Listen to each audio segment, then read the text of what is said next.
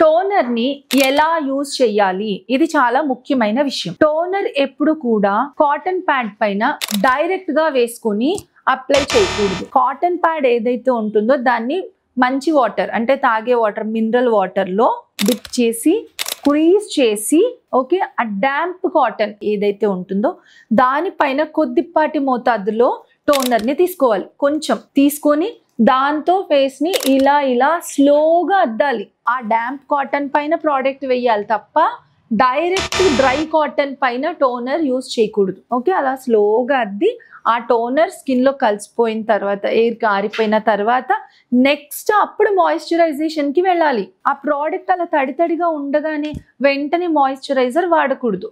Toner ని ప్రశాంతంగా స్లోగా అద్దు చేయాలి. ఎక్స్ఫోలియేటింగ్ టోనర్స్ ఉంటాయి కదా, అవి అయితే కనుక మీరు డాంప్ కాటన్ మీద పెట్టాక రుద్ది క్లీన్ చేయండి. తుడిచినట్టు క్లీన్ చేయడం వల్ల ఏమవుతుందంటే ఎక్స్ఫోలియేట్ అవుతుంది, డెడ్ సెల్స్ రిమూవ్ అయ్యి ఇలా వస్తాయి. ఫస్ట్ ఒకసారి మొత్తం క్లీన్ చేసేసిన తర్వాత నెక్స్ట్ స్లోగా నెక్స్ట్ స్టెప్ లో అద్దండి. సో ఇది టోనింగ్ చేసేటటువంటి విధానం.